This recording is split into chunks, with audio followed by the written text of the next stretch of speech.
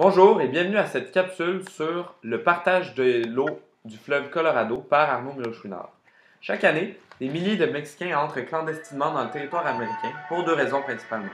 Une partie de ces immigrants arrivent aux États-Unis dans l'espoir d'y trouver une vie meilleure, de poursuivre ce que l'on appelle communément et de ce qu'on connaît comme le rêve américain, alors qu'une autre partie va être appelée par des compagnies agroalimentaires qui se sont accordés avec le gouvernement américain pour livrer au système judiciaire une portion de ces immigrants illégaux, en retour de quoi ils vont avoir accès à un bassin de main-d'œuvre à bas prix très large. Un autre facteur de cet exode pourrait être celui de l'assèchement du fleuve Colorado. Donc, cette capsule va aborder tout d'abord l'aspect géographique du fleuve, puis les raisons qui vont contribuer à l'assèchement du fleuve Colorado, et finalement les problèmes que cet assèchement va causer aux populations mexicaines. Dans un premier temps, le fleuve Colorado est un fleuve qui prend sa source dans les Rocheuses, au nord de l'État du Colorado, et qui va se jeter finalement dans le golfe de Californie, au Mexique. Il va parcourir un grand total de 2330 km et va être celui qu'on va pouvoir apercevoir au fond du Grand Canyon, par exemple. Dans les dernières années, en 2002 et 2010 surtout, on a pu remarquer que le fleuve Colorado avait perdu le tiers de son débit. Donc, il y a un assèchement vraiment important à ce niveau-là. De plus, on a remarqué que le lac Powell a perdu dans les dernières dizaines d'années 50% de son niveau d'origine et que le lac Mead, excusez-moi, à l'inverse, le lac Powell est rendu à 30% de son niveau d'origine et que le lac Mead, lui, est à 50% de son niveau d'origine.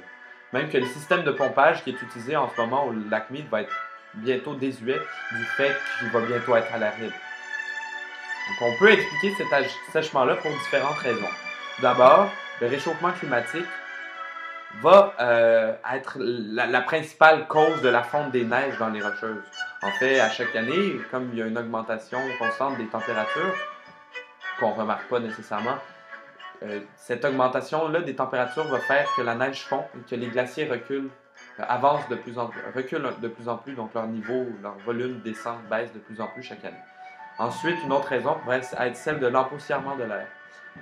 L'air qui est de plus en plus poussiéré va contribuer à assombrir la neige qui est au-dessus des Rocheuses, ce qui va faire que la neige va absorber plus les rayons du soleil à la place de les réfléchir et va fondre plus rapidement parce qu'elle va être plus chaude.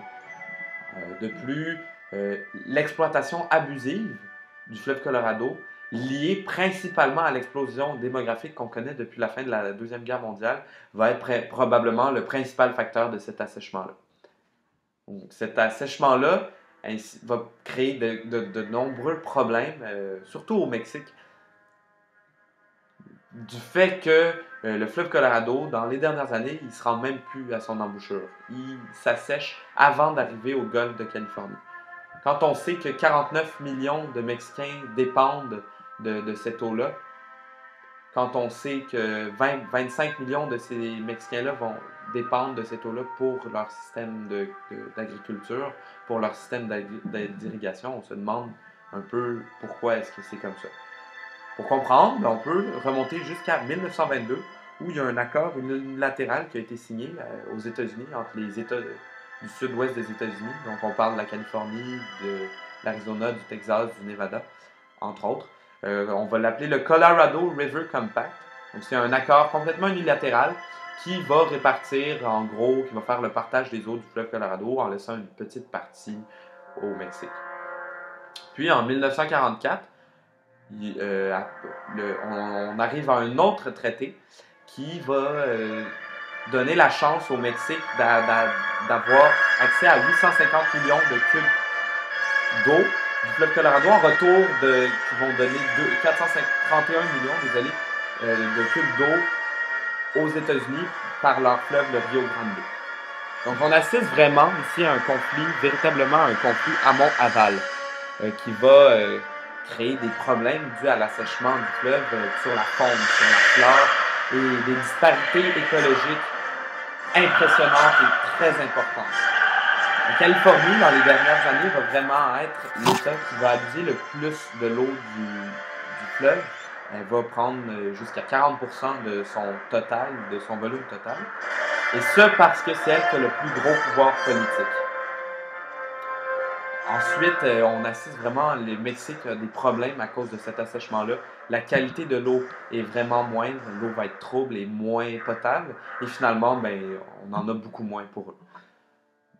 Les conflits, pour l'instant, sont tout simplement légaux, c'est-à-dire qu'il y a des accords qui sont faits, des discussions qui sont faites entre les deux gouvernements, entre les États et le gouvernement américain. Et on va voir qu'est-ce qui va se passer dans les prochaines années. Moi, je me demande jusqu'à quand l'exploitation abusive de ces fleuves-là va se faire, et au moins si elle continue à se faire, elle va se faire dans une mesure équitable pour tout le monde. Donc, c'est ce qui va conclure ma capsule aujourd'hui. Et merci de m'avoir écouté.